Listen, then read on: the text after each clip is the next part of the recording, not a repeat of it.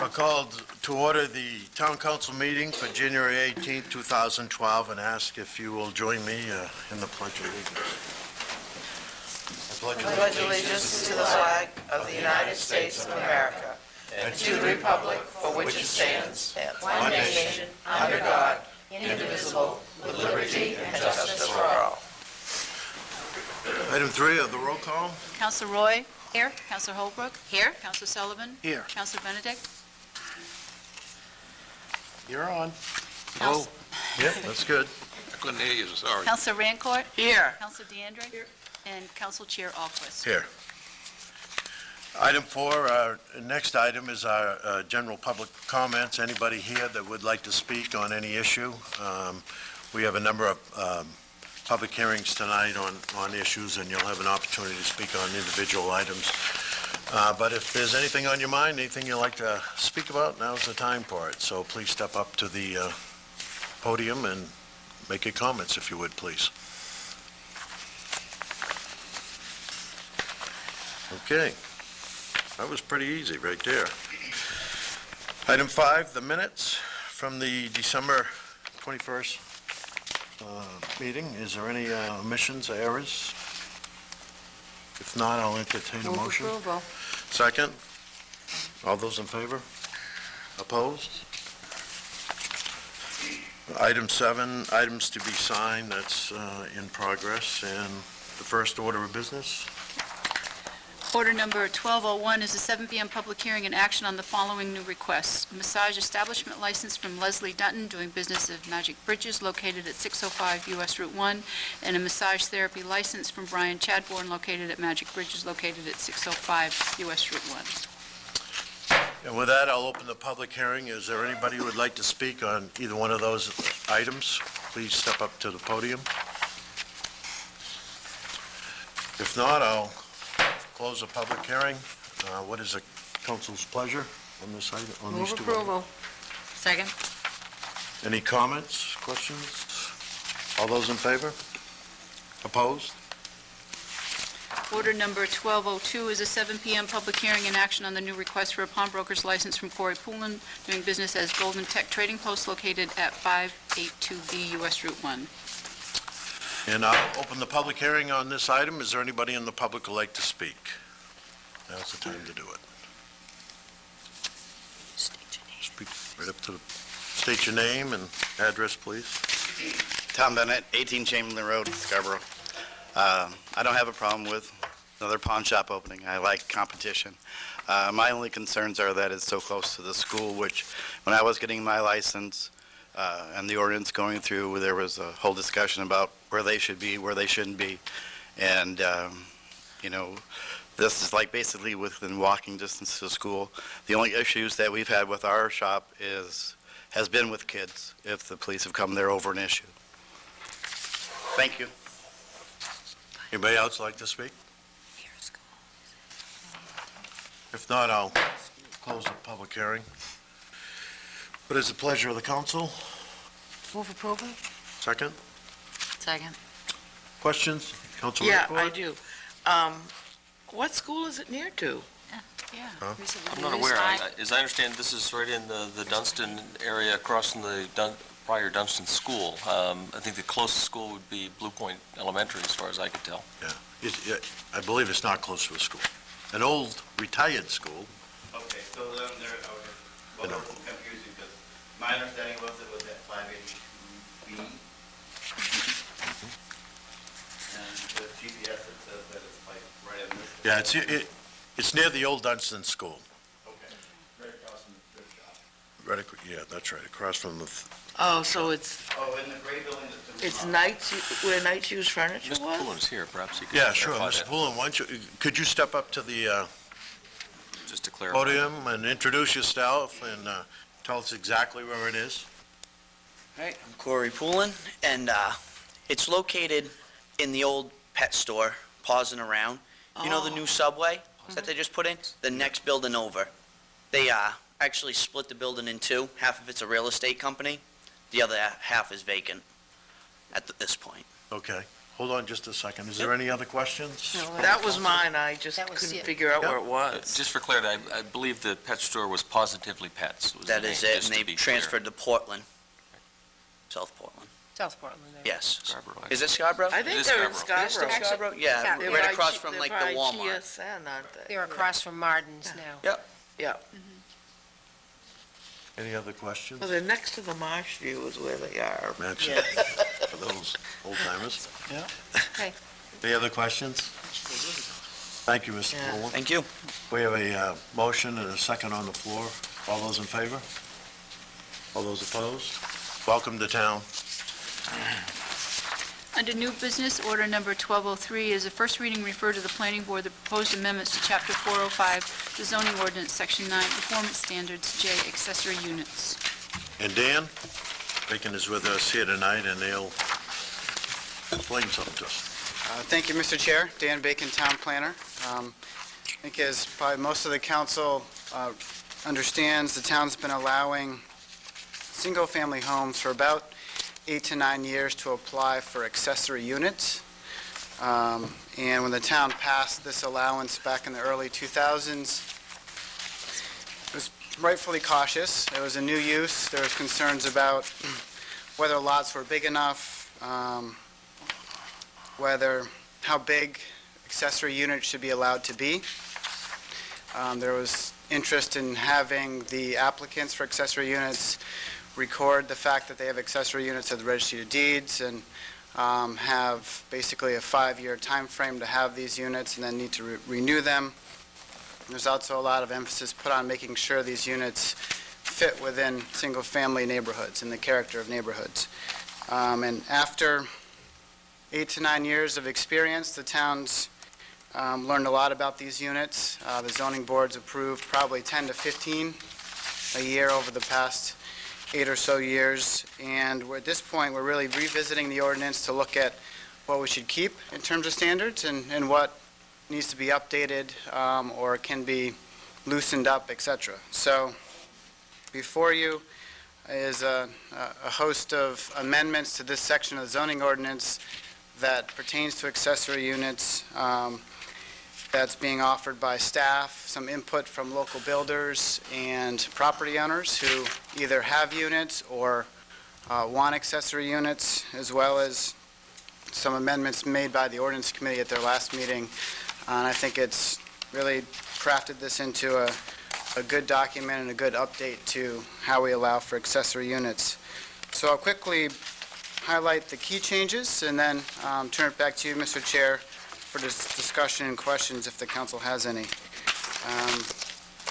As a baseline, one of the key changes is the proposal to make this a permitted use. Right now, applicants for accessory units need to go to the Zoning Board of Appeals for a special exception approval. Given that the Board of Appeals has a track record of approving virtually all of these that meet the standards, the board actually recommended consideration to make it a permitted use, given how common it is to approve these units. Making it a permitted use would also save a step for applicants and streamline the permitting process. Another change is to eliminate the requirement that property owners need to be present at the single-family home or the accessory unit. They can reside in either for the unit to be occupied. This change was recommended by a property owner who felt that it could be beneficial to actually have, say for a seasonal property, to have the accessory unit occupied to watch over the property, maintain it, etc. So that's a change from the current standards. Another change is the living space allowance in accessory units. Right now, the limit is 750 square feet. There's been some interest in seeing that increased, particularly for larger single-family homes. And also, given that more and more grandparents are, moving in with their kids, and they're used to living in a single-family house, having a bit more space in the accessory unit, so long as the accessory unit remains a good bit smaller than the single-family home. It needs to be accessory. It can't be the same size as the home.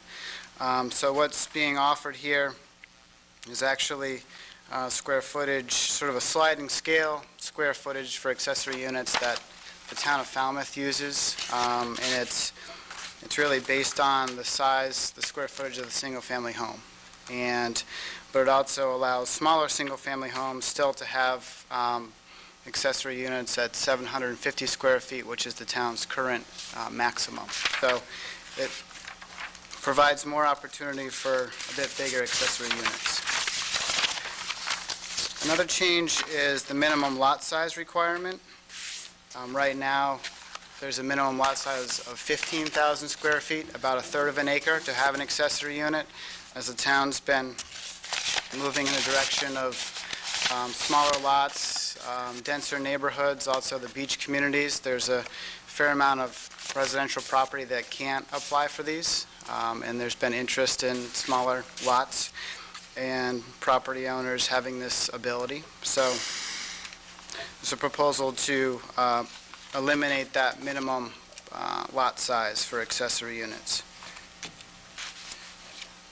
Another adjustment is in regards to outside stairways. Right now, it's not permitted to have outside stairways to get to accessory units. That's been problematic for some applicants. Often there's an accessory unit above a garage or an outdoor stairway is typical.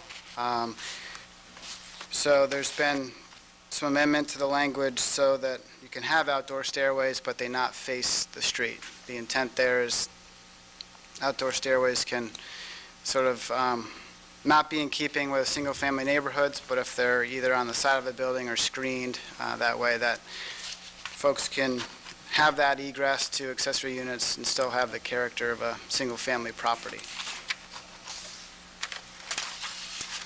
I guess the two other key changes is eliminating the requirement to record these at the Registry of Deeds. If we're making this a permitted use instead of a special exception use, we can track who has accessory units through building permits, and don't really see the need to have property owners record that information at the Registry of Deeds.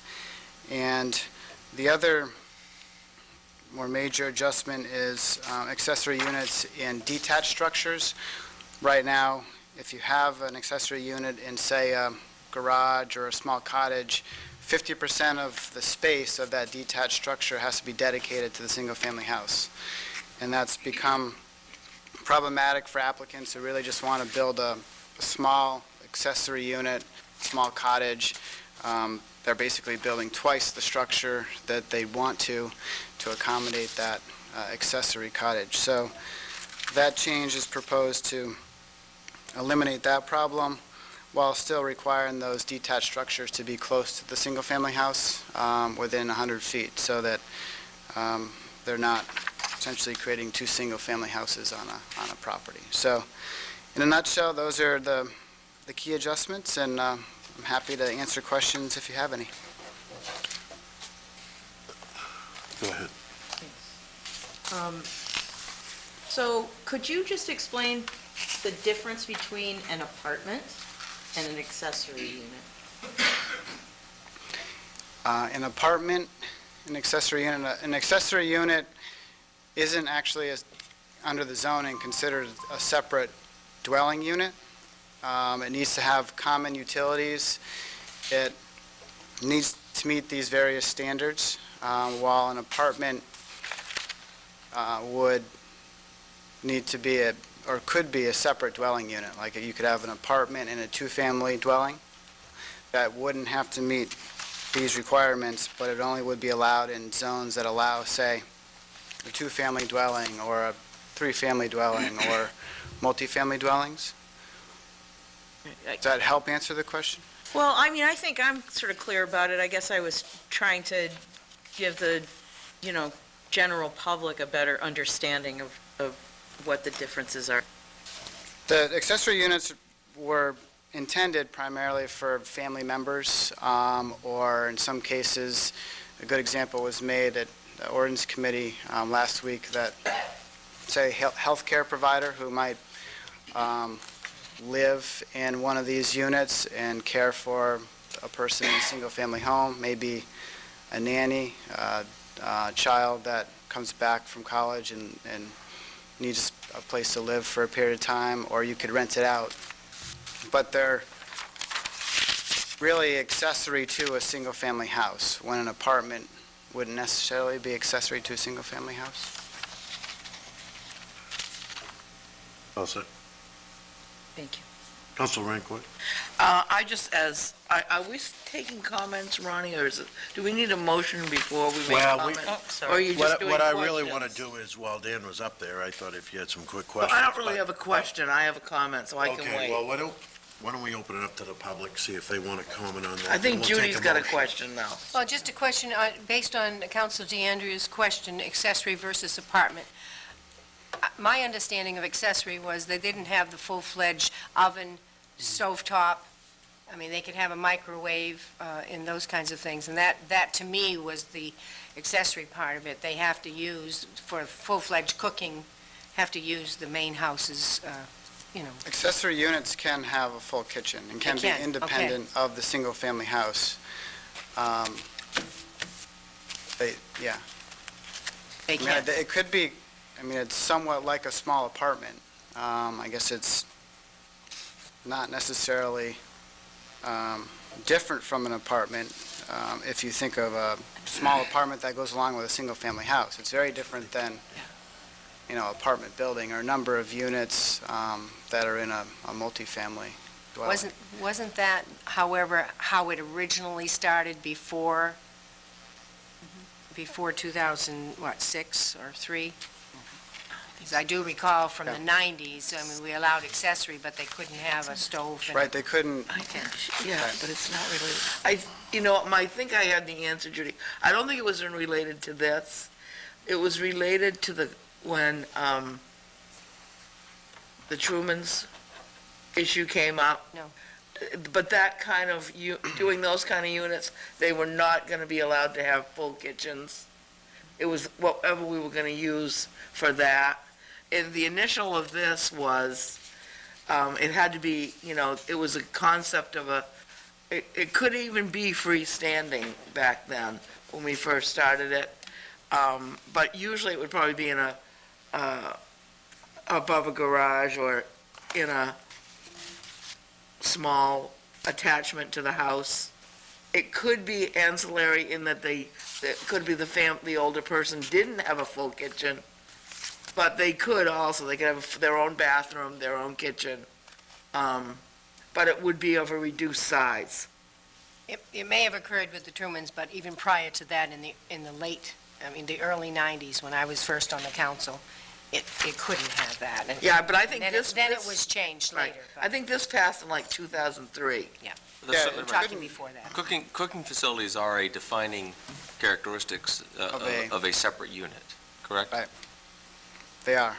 And that's why, prior to the passage of this ordinance, you couldn't have what they call separate housekeeping unit, which would be cooking facilities, bath facilities. You could have a bathroom and a guest room or some other space in your house, so long as it didn't have the cooking and, say, laundry facilities. Until this ordinance was passed, where it allowed for that. Thank you. Let's get the public comments, and then we'll have the motion and this council discussion. So, is there anybody from the public that would like to speak on this issue? Seeing none, I'll entertain a motion for approval. This is the first reading. Move approval. Second. Okay, now, council comments, Council Holbrook. Been patient.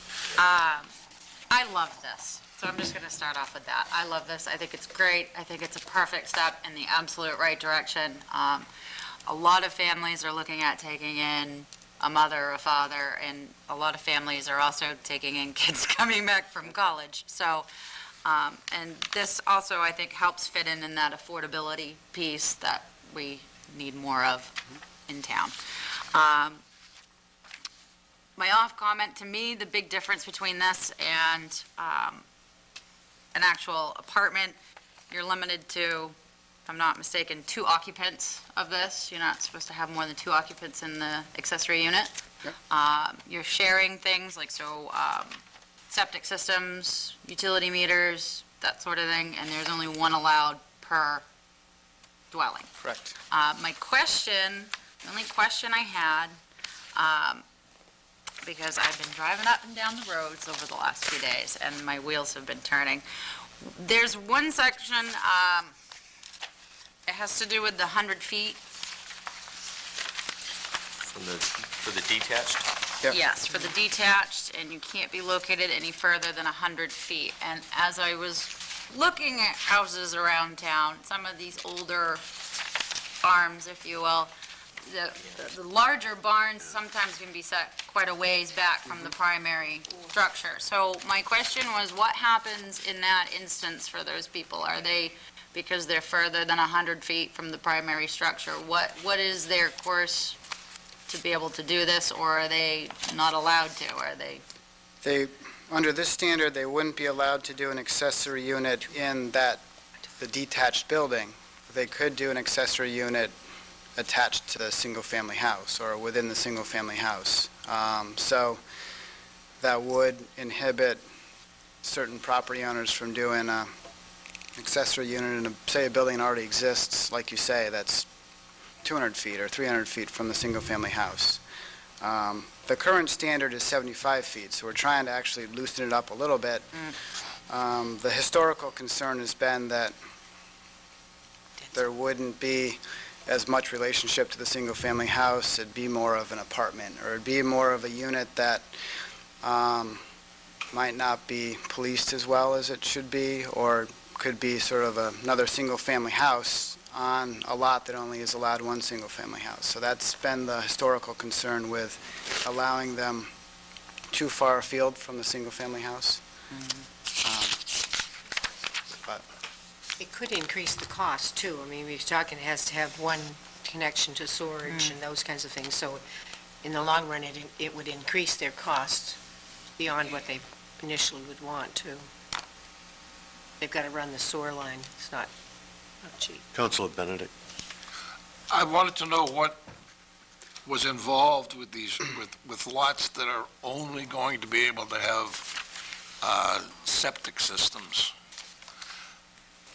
Are they going to be able to hook into the house tank, or are they going to have, because as a rule of thumb, you can only have one line coming out of one establishment. They frown on you hooking different houses up and having cluster housing and one tank. You can have large systems, but they got to be devised in a different fashion. What happens when it comes time for the septic system? in many cases, you can connect into the one septic tank and then tie into the leach field. But often the single-family house septic tank and leach field sized only for the single-family house. So if you're adding another building with more flow, or if you're adding on to your single-family house, in many cases you have to upsize your facility. You have to add on to your leach field to accommodate the additional flow of more occupants. So I think more times than not, people are expanding their systems to accommodate the more occupant load. Now, they're going to have to upsize in the tank? In many cases, it could be upsizing the tank and the bed, or Because it you're could going to just end up, be... you're going to end up with an age difference in terms of, the house was built in 1970, and this building is going in 2012. Well, the regulations have all changed. You know, some of these houses, what do we do in terms of septic when you're dealing with a house that's got a cesspool? I would assume, which is probably wrong, but you're not going to be able to continue with the cesspool, Right. and then you're going to put in a full-blown septic system for that. Yep. You have to, with a change in use or an expansion of use, you have to meet the latest plumbing code. So, yep, you have to update your wastewater facility in a lot of cases. Just on the point of septic, I would expect, as part of the permit process, there's a review, and the applicant must demonstrate that there's sufficient capacity. I can speak from my own practice. I have an in-law suite, my mother lives with us. We actually had to redesign and add on to our leach field to accommodate the additional unit. So that's going to be part of the review through the permit process. It will likely be more difficult with the detached unit for the reasons you mentioned, getting that wastewater from that unit to an existing leach field. More than likely, that won't work, and there may have to be a separate What they have to do standalone. is, they have to get an engineer to go in and certify that when you're Yes, going there'll from need to be a site plan. To do that. 4 bedrooms to 5, Exactly right. then it can account for That's right. taking it. Okay. Yeah. Thank you. Councilor Sullivan? During the, I asked you some questions during the ordinance committee. However, I thought, I sat, after I get those answered, I thought this over some more, and the biggest question I have, I don't have any problem with this, is like I spoke to you about the in-law apartment and this, in this ordinance. The difference between the two, is there really much of a difference between the two? When it comes right down to it, when we're adding bathrooms and cooking, kitchens? When you say in-law apartment ordinance, I think this is This the is it. same thing. What I was... Sometimes it's referred to as an in-law unit or Right, so we don't, what I'm getting at is we don't have two separate ordinances. This is all going to be rolled into one. Right. Right. So whether you, no matter what, this unit can be rented out. Right. It doesn't... Yep. Correct. Okay, so There's no requirement that the occupant be related to the owner of the single-family house, if Okay. that's your question. And then with the in-law apartment, was there a limitation on the number of people that it could occupy that? Well, the current ordinance that's proposing to be amended in other areas limited it to 2, and it continues to limit it to 2 occupants. So that's not changing under this amendment. Okay, so no matter what kind of apartment you build, pertaining to this ordinance, it's 2. 2 occupants, yeah, maximum of 2. Okay. All right, good. Councilor Roy? Yeah, just a question. There have been in-law or accessory apartments for a number of years in Scarborough. Is there any way that we could capture those that are already in existence, or is that a moot point? I mean, there are a number of them that have been in existence for a lot of years, and my concern is if they're in rural areas, the septic systems, or, compliance with code. Well, if they were sort of grandfathered in-law apartments or accessory units, then we don't sort of easily capture them unless they're making changes, unless they're adding on to them and need to come to code enforcement, then they would So that probably would be need the to, only way. maybe they would need to fall in line with this. I think there's a lot of cases where there's these extra living space, but don't always have kitchens, what you were referring to earlier, where it's extra bedrooms and bath facilities, but not a full dwelling unit, and they wouldn't actually fall under this because they don't qualify as a dwelling unit under accessory unit, so. Probably one of the ways they might be captured is if they decide to sell the home. Exactly. Um, Yeah. And certainly that would be a point at which they might have to bring some things up to code. Right, and that's been, Okay. we've been experiencing that a lot over the last few years as people refinance.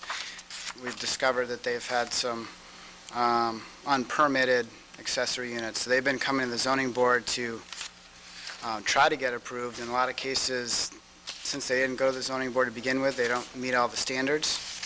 And I think the flexibilities under these amendments, I think Will help. more of those units will be able to meet the standards because there's more square footage allowed, and some of these changes are a bit more flexible than the current version.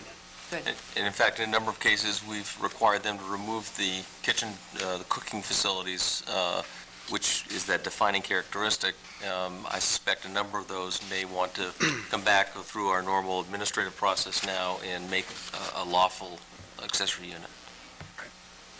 That's good. Yeah, and I think that's good if that will help some of those situations, because I think a lot of people have run into that because they've been in existence for a number of years. Council Rancourt? Yeah, I just wanted to say that on the ordinance committee, Council Solomon was there. Unfortunately, Councilor Benedict was out ill and wasn't able to be there. But we did ask a lot of these questions, as Richard mentioned. And the kind of tweaks that we made were under J, performance standards, item C, we put in a grid that kind of gave a different size ability, dependent on the size of the existing home. And another way, I think, of capturing what apartments are to be built or will be built is that once a property changes hands, all of that information will be reflected in their new deed and will be registered in the registry of deeds. So those will become units of record, other than the permitting process. For me, I appreciate the work that everybody's done on this. There's some pretty major tweaking going on here, I think, and it certainly reflects the times that we live in, and I think that's good. I look at this document as a good thing. I think people will appreciate it, who's affected by this. Again, this is the first reading. We'll have a second reading and a public hearing at our next meeting, and everybody will have another opportunity to speak on it if you'd like. So with that, if there's no other comments, I'll call for a vote. All those in favor? Opposed? Order 1204 is a first reading and schedule a public hearing and second reading on the proposed amendments to Chapter 1401, the Town of Scarborough Coastal Waters and Harbors Ordinance, to include language regarding the new pier and a charge for the Coastal Waters and Harbor Committee. I could introduce it if you... That would be great. Yeah, sure. Really, with the completion of the new Pine Point Pier, it became very quickly evident that we needed to have some systems put in place. There was an existing coastal harbors and water ordinance that spoke to a lot of the waterfront facilities and activities. Notably, the pier was absent, and so you'll see one of the amendments we've brought forward acknowledges the existence of the pier. As part of that, the harbor master is also tasked with managing that facility. It's a tremendous resource for the commercial fishermen, though it comes with a price in terms of the new amenities. There's two hoists, there's electric facilities and water, so there's ongoing costs the town will incur. And what we'd like to do is install a fairly modest user fee, an annual user fee, to help cover some of those costs, but also to make those users accountable and make sure they've gone through the proper training to ensure their own safety and also the longevity of the equipment. And I guess the final piece, and this may send a chilling effect to some council members, we're suggesting the creation of a committee to assist the harbor master, not just in creating rules and regulations for the pier, but really the breadth and the depth of the entire ordinance, including boat launching facilities, mooring, all of those sorts of anything related to this ordinance. This committee would work in an advisory capacity in coordination with the harbor master and make recommendations back to the council on all of those matters. What you see before you tonight is just an abbreviated version. The text shown here was the new added text. We certainly can provide a full copy of the ordinance if you'd like to see it in that larger context. Before we go any farther, is there anybody in the public who would like to speak on this matter? I haven't seen any. I'll entertain a motion to approve this. Move approval? Second. Councilor comments? Yeah, go ahead. Yeah, I just wanted to say that we also discussed this before the ordinance committee. Council Sullivan was in attendance, and although we were not thrilled about adding another committee to our agenda, we saw the real need for this, and Dave Corbeau gave quite a good presentation about some of the issues that he faces down there, and the, shall we say, allure of the new pier. So I think this committee is going to have an interesting agenda before them. Council Roy? Yeah, I think too, it's good that we've outlined it, and one of the areas was to establish operating guidelines, policies, and procedures, very, very important to protect the safety of anybody using the equipment. I think that's really important, and so this is a good beginning. Certainly, we'll take anybody's offer to be a liaison. But liaison doesn't mean we have to be there all the time. It means that we're the go-between person, so I'm sure somebody will take it on. Council Holbrook? And again, I support this. One of the nice things about this is it does create a fee schedule, so it'll help with the maintenance. And realistically, the folks that are going to abuse it the most and break boards and accidentally hit a lamp and all those lovely things that happen, at least there's now a means to fix it and replace it and keep up with it, so. Anybody else? I support this. I think it's a good idea, and I guess we knew it was going to have to come, and we're going to have to deal with it the best way. I think looking at this, dealing with it up front, I think it's get right on top of it quick is a good idea, and I appreciate the ordinance committee taking it up so fast. So, again, this is the first reading, and there'll be opportunities at the second reading and a public hearing at that time. Council Roy? Yeah, I forgot one other thing. Incorporated within this, I didn't see anything about the committee providing the council with an annual report. And maybe that needs to be added to that, because all the other committees are expected to provide an Exactly, annual yeah. report. Yeah, we So can make that perhaps change. can add that in as an amendment at the next. Yep. Council Benedict? Will this be falling under the Coastal Harbor Committee? No. There's no such committee currently. This would create such a committee for the first time. Okay. Under council liaison appointments, there is a committee, Call it Coastal, Coastal Harbor Committee. That's this one, the one we're talking about right now. Right. okay, But it hasn't been Tony's ahead of me as usual. Yeah. She's already added that on. Sorry. I anticipated the approval of this committee, so I went ahead and You did. My Trying to name- be my name efficient. is No, attached to it. that's why all I'm good, asking. Tony. I mean, Then you may want to vote against this. yeah, just trying to be exactly. efficient. Any other comments? Accurate. Again, this is the first reading. Well, this will be in front of us again. All those in favor? Opposed? Vote. Okay. Order 1205 is act to approve the resolve to accept donations for the fuel assistance program. Council Sullivan. Be it hereby resolved by the town council as follows, that the town council gratefully accepts the pledges and donations from the following businesses and/or persons that have been collected to date to be used for the fuel assistance program. Town hall employees, Nancy Crowell, Scarborough Community Chamber, Marshall and Diane Goodwin, Janet Grant, and Shirley Corse. And be it further resolved that each business, organization, and/or person be recognized for their generous donations as a token of the town's appreciation.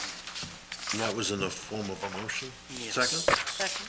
Council Roy, yeah? Yeah, question, do we have a dollar figure to date? Tom? Yes, I believe the current total for the town collections is $9,501, including these donations you are about to accept, Oh, not including these, Including those. oh, it does include. Beyond that, Project Grace has accepted funds directly, and I can't give you a complete accounting, but it's more than double that amount. The good news is we've met the need so far. As we can attest, it's still cold out there, so the need has not gone away yet. So I would encourage the citizens out there who are interested, $1 to whatever dollars they would like, any of the amounts are going to be helpful. I know that Senator Snow is currently trying to do some negotiation to recoup back some of the LIHEAP dollars that we lost, and hopefully she'll be successful in getting some of that. So again, will people send their money or would like to make a donation, Tom?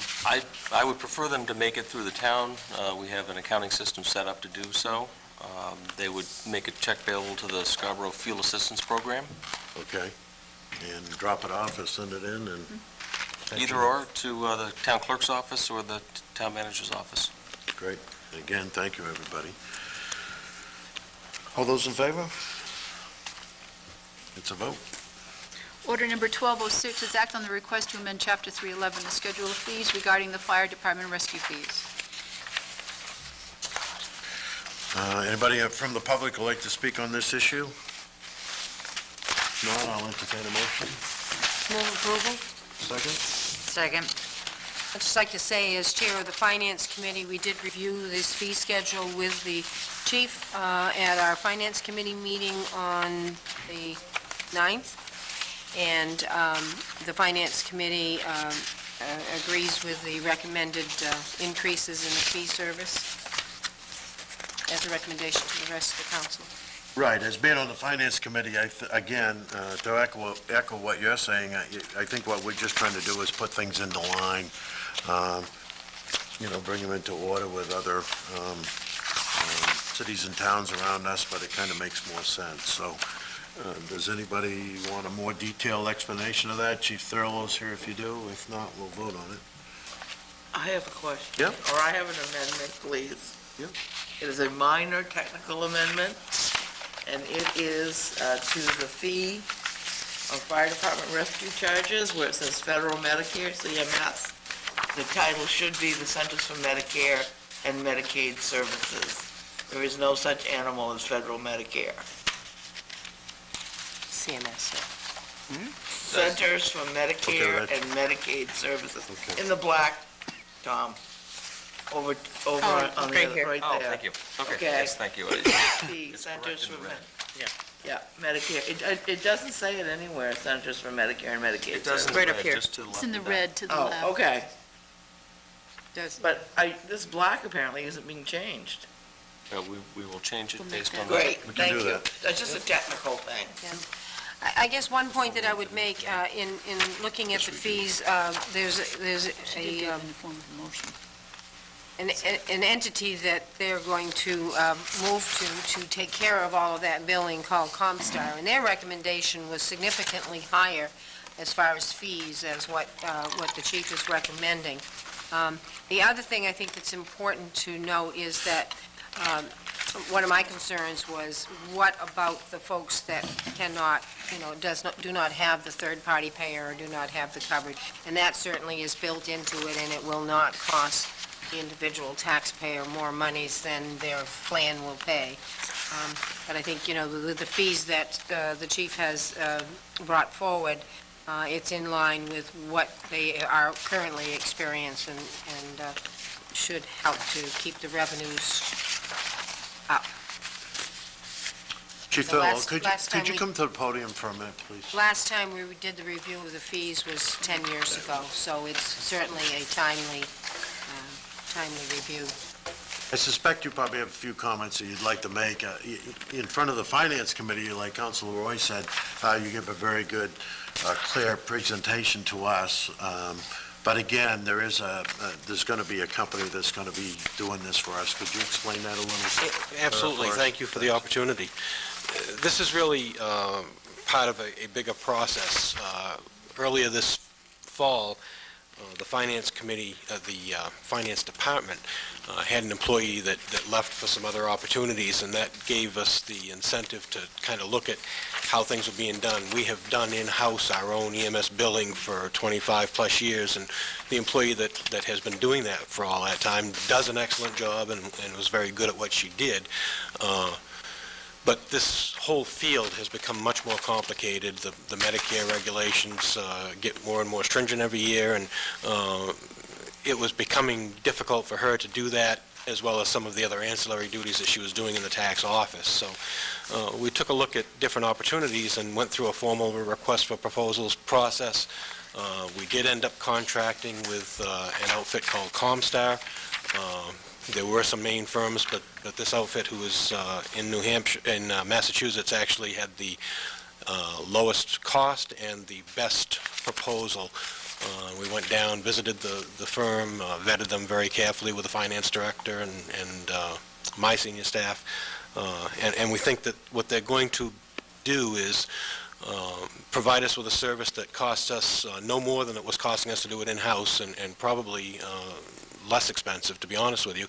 But also, that's all they do. They're professionals in what they do. They're very much up on all the federal regulations, so they're providing additional training that we negotiated on our contract for our providers to make sure that we're doing the best job that we can in documenting the services that we provide so that they meet the regulations for the insurance companies. So all in all, I think it's going to be a win-win. As part of this process, it gave us the opportunity to also look at our fee schedule, and they quickly advised us that we were well below the market, which we knew we were because the Medicare fee schedule is based on the calendar year, where our budgets are on the fiscal year, so we're out of sync, and rather than having to come to the council mid-year in the budget year to ask for fee adjustments every year, a number of years ago, we based our fees on the Medicare fee schedule. So whenever that changed, our fees automatically changed as well. The trouble is Medicare, as I'm sure you all see in the news, doesn't pay anywhere near what the cost of providing that service is. To rescue units, doctors' offices, hospitals, we're all in the same boat. So the consultant from the new billing company gave us the averages that they recommended we charge based on the customers that they service in Maine. I also went through a comprehensive analysis of similar communities to us in the area, our mutual aid communities, to see what the various folks were charging. I provided a spreadsheet to the council as part of my presentation, and these rates will put us at the average and just slightly above the average of what other communities similar to us are charging for the similar types of services. So our fees are still based on the Medicare rate. We're a percentage over Medicare, but the other thing that we have done as part of this whole proposal was to look at our billing policy to make sure that we have always had exemptions for a bunch of different things, and the ability to set up payment plans, folks that were struggling to pay their share if they didn't have enough insurance. We've strengthened some of that language in that policy so that, for instance, Medicare patients that don't have supplemental insurance will bill Medicare. If there is a balance left over and they don't have co-insurance, we don't go after them and ask them to pay that out of their pockets. That is just one of several of the exemptions that we added to the billing policy. There's an opportunity to make payment plans.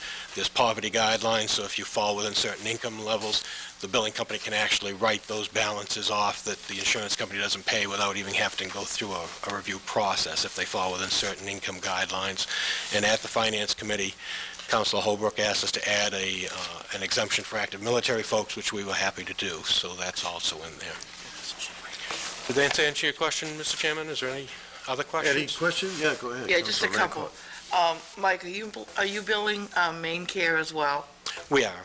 And if Medicare turns you down, because you know how strict they are on the kind of call it has to be, if somebody says, if Medicare says this really didn't need the ambulance, and so they refuse to pay, are you billing the person outside of that? Or does that fall under the rules you've made? That falls under the rules. If Medicare won't pay it and they don't have supplemental insurance that would take care of it, we do not charge them properly. Thank you. Any other questions? As the chief mentioned, we did accept an amendment at the Finance Committee, Councilor Holbrook's amendment, which was active military people, I believe. Into the policy, not into the policy. Yep. I think the other important thing, my concern is, when you contract with a company, we do have an opt-out at any time, although we're under contract for 3 years, but we have an opt-out if we're not happy with, the service that they're providing. So sounds like, a pretty comparable company who is well-versed in all the areas of emergency billing, so. We actually negotiated, thank you for that, we negotiated a 3-year contract with an option to renew so that the rate that we're paying is good for up to 6 years if we continue with that relationship, and we do have the opportunity, if we're not happy, to get out at any time with a reasonable amount of notice. Any other questions for the chief? Thank you, chief. Thank you. If not, we need a second to the amendment on Councilor Rancourt. Submit amendment. Second? Just take it as a technical. You don't need to do it as an amendment. Okay. I'm sure it can be corrected easily. It's just semantics. Okay, well, that's fine. You made it in the form of a motion. Yeah, I know, I'm withdrawing So it. you're withdrawing that, withdrawing the second, and that's a Okay. technical Okay. amendment. That's a beautiful thing. Haven't heard all that. All those in favor?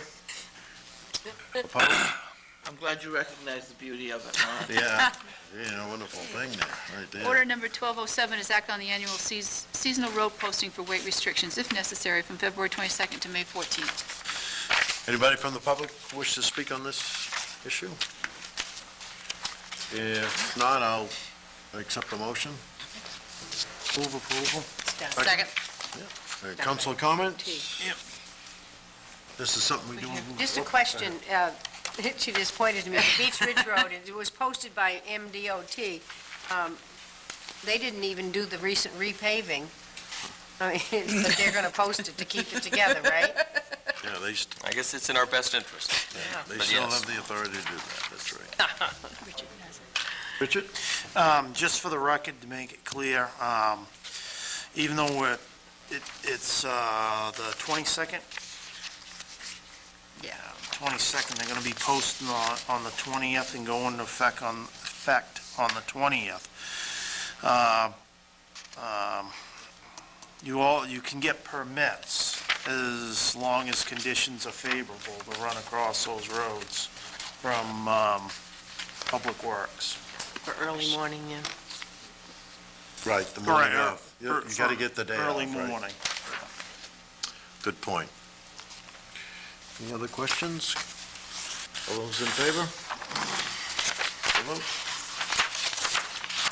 Order 1208 is act on the names posted to the various committees and boards on January 5th. These names were posted on the town's homepage, and they were recommended by the Appointments Committee.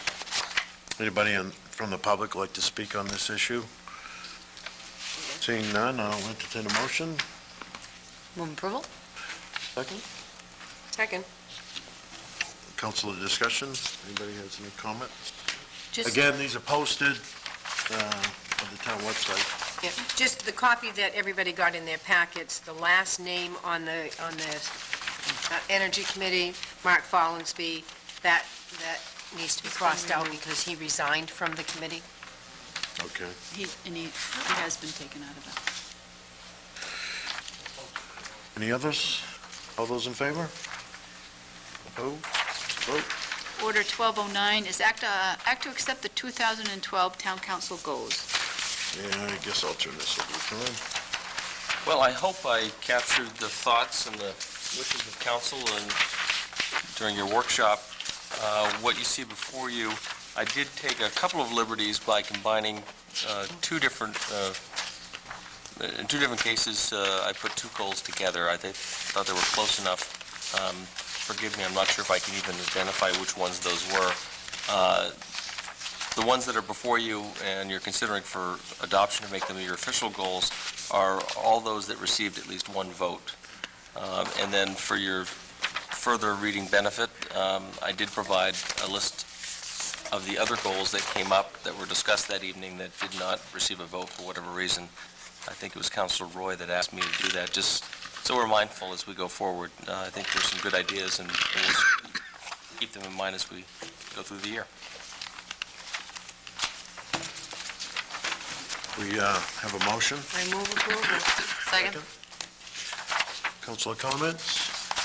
This is something we go through every year, and it's kind of I think it's a good idea, and then halfway through the year, we all get together and figure out where we win, and if we need to redirect our energies, works pretty good. I think amazingly so, we tend to meet most of the goals quite well. Some of them we miss a little, and they're ongoing, but we do a good job. All those in favor? To vote. Next on the agenda is the non-action items. And Councilor Roy, if you'd come up to the front here, we'd appreciate that. God's sakes. We have a plaque here that signifies and token of appreciation for your time you served as chair from November 2010 to December 2011, and on behalf of the town, we appreciate it, and we'd like to thank you. Thank you.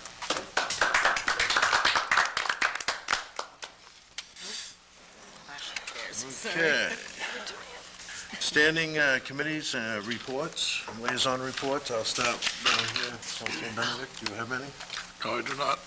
Councilor Raincourt? Yes, the finance, the ordinance committee has already met once, and we have another meeting scheduled for January 31st at 4:30. At the first ordinance committee meeting, the two items that came before you tonight were discussed, but we also had what I would call a very interesting and informative discussion about fireworks, and we will be continuing that on the 31st, and our manager is developing some language for us. We're kind of splitting the issue. It may not all come under noise.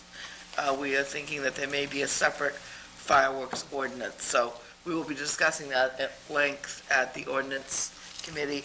And we're asking any citizens, and particularly members of council, who have any ordinances that they would want us to consider to put on our agenda for this year. We'd like to have that list so that we can get them into the hopper to do work on. So if you have any thoughts, please share them with either myself or the town manager. And tomorrow, I will be meeting for my first time as the liaison to the library.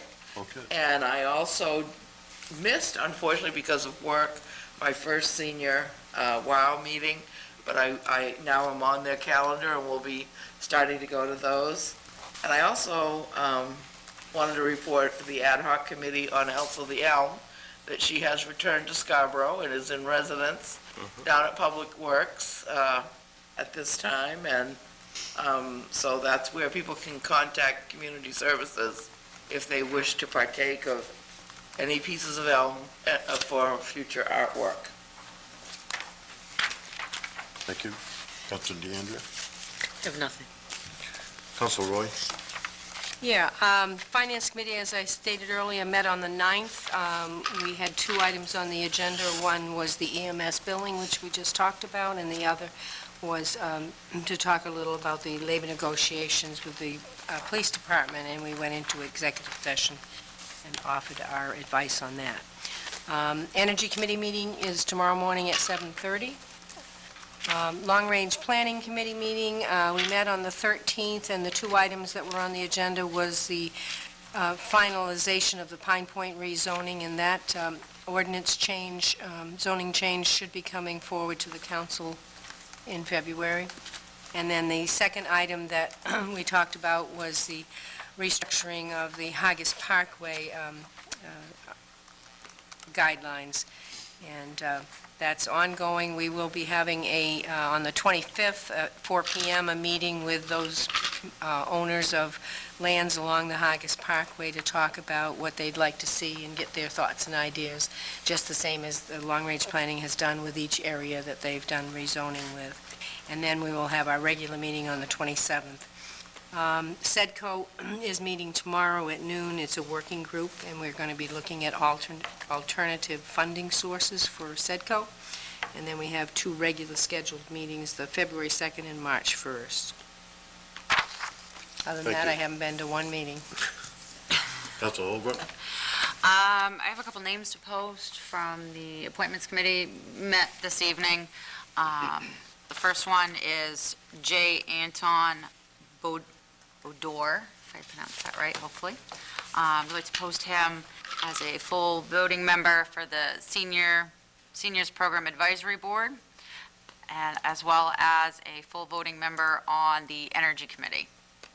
We'd also like to post Sarah Wiley for the Housing Alliance as a full voting member. And I have also, Housing Alliance is having their first public outreach meeting for the collaborative project between the town and Habitat. They'll have their first outreach meeting on Tuesday, the 24th at 7, and that's the Dunstan Fire Barn. Thank you. Councilor Sullivan? I have nothing to report. Okay, thank you. I'll be attending the Eco-Maine Board of Directors meeting tomorrow at 4 o'clock. Also, I wanted to mention to the council, Maine Municipal Association is offering a slew of workshops. I think that probably the manager's got to speak about that a little bit, but one in particular is one on the Finance Committee. If you're a member of the Finance Committee, they're offering us to go to that day-long meeting. I think it's probably great if somebody could do that. They have some really good, interesting, and informative workshops that hopefully we can take advantage of those. So that's posted on your town email someplace, if you could look it up. If not, I'm sure Tony or Tom would have the information. So with that, town manager's report. Yes, thank you. Just to follow up on Councilor Holbrook's point on Housing Alliance, as she mentioned, there is the first neighborhood meeting. I do have a copy of the letter that was sent out to the residents and kind of abutters. I have copies if anyone's interested in knowing more about that. Also with the Housing Alliance, we're working in partnership with the Eastern Village subdivision. They do have an affordable unit in Phase 1 that is actually not just a cellar hole anymore, it's built, at least framed out with a roof on it, and they're holding an open house. That's scheduled for next week. That's next Thursday. Excuse me, I beg your pardon, that's tomorrow on the 19th, here at Town Hall, 4:30 to 6 p.m. We sent this invitation out to all town and school employees, thinking that they would be kind of the most fertile ground to folks to look at. Those are folks that were specifically identified as key kind of part of the initiative. This is really workforce housing. These are our teachers, our firemen, our police officers, some of whom have a hard time finding a home that they can afford in this town. So we hope to have a good turnout there, and I can report at a future meeting. As regards Wentworth School, things are really heating up again. They're full-blown, working with their slew of consultants to come up with the final design. The town staff has been heavily involved in the site plan aspect. There's a lot of key factors in terms of traffic circulation, stormwater control, things that will affect the overall campus, not just the school project. So they've been very gracious to invite us into that process. It's my understanding that they'll actually present a sketch plan to the planning board at their next meeting, the 30th of this month. So you'll see more and more of this project going forward. Also, Ruth Porter and myself have worked with Bob Mitchell from the school board and our bond consultant, our financial advisor, to sort through and come up with the appropriate financing mechanism. There's a lot of details associated with timing, and it looks like we're going to do most, if not all, of the bonding as soon as this April to take advantage of historically low interest costs, and we think that's going to be the most attractive financing option for the town. As Council Chair Alquist mentioned, Slip right there, that's a big one right there. MMA has a number of ongoing training sessions, and we certainly can make you aware of those. Those are offered around the state. I did want to mention we are working very closely with MMA and actually going to host an elected officials training here at Town Hall on March 20th. This is a new initiative. Their elected officials training, it's kind of one size fits all, and as we can appreciate, there are very small towns in Maine, and there are towns the size and sophistication, and I say that with no slight to the smaller towns of Scarborough, but they are vastly different in a lot of different ways. And what they found, not surprisingly, is that it's very hard to come up with a program that makes sense to that spectrum of elected official. So they have done a pilot program. They did one in the Bangor area for larger towns, and Scarborough was kind of a poster child of that. And so that would be the theme, and I would hope that many of us could be in attendance. When is it? March 20 is the date. It will be an evening session, probably 5 to 8. They serve a light dinner, and I'm sure we'll need both chambers. They're looking at inviting, it will go out statewide, but it'll probably draw from southern Maine predominantly. And lastly, just put on your schedule, working with the council chair, we have scheduled a workshop for Monday, January 30th, and that will be for two reasons. One, at 6 p.m. for you to receive the audit from the auditors. They'll make their annual presentation. Representatives from the school board will be present to hear their audit at the same time. and then that will be followed by a presentation from Eco Maine at 7 PM or thereabout, just an update on their activities. Right. Thank you. Okay. Council Sullivan, council comments? Thanks. Council Holbrook? Yeah, just two quick things. I have to make a correction. It was pointed out to me, I misread some paperwork. There are 3 members on the Cable Television Committee, and we are very grateful and appreciative of them. I accidentally thought that committee was vacant. So my apologies. And just a kind of interesting side thing for folks at home to know, Scarborough PD is actually on Facebook now, so you can get updates of things that are happening in town, or if there's, notifications and whatnot, you can check that out. Like I said, it's right as Scarborough PD on Facebook. Thank you. Council Roy? Yeah, just a couple condolences, a little belated out to the family of Tim Hagerman, who was a Scarborough High School graduate who passed away recently, and also Harold Snow, who started Snow's Canning Company, and I didn't realize he had passed away on December, I think it was November 29th he passed away, but there've been some nice articles about him and the business that he started in Scarborough. So,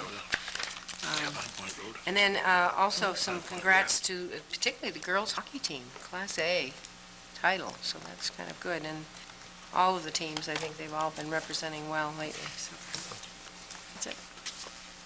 Thank you, Council DeAndrea.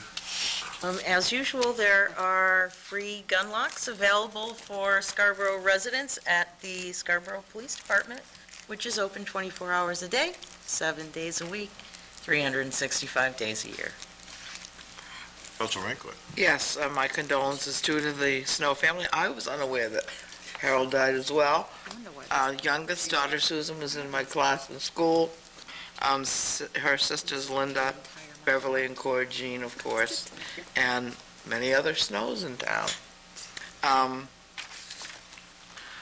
Ronnie, I just wanted to let you know that although Tom made that little slip with my name and yours, when we were at the ordinance committee meeting the other night, somebody made a slip and called Counselor Sullivan, Counselor Alquist. So your name isn't forgotten ever. Okay, just wanted you to know that. We'll try to straighten That's it for me. that stuff out. Council Bennett? I think we've heard about enough. I think it's been a very enjoyable evening, very beneficial. Thank you. And my comment is, I had breakfast the other morning with the chairman of the school board, Bob Mitchell, and we talked about a number of issues, to sit down and talk to each other, but he was truly appreciative, and he mentioned that the town staff attending those building committee meetings, that's a very big deal. It's all good, and they really, they enjoy that, and they appreciate your help, so I wanted to pass that on. With that, if there's nothing else, I'll have a motion to adjourn. So moved. Second? Good night. All right.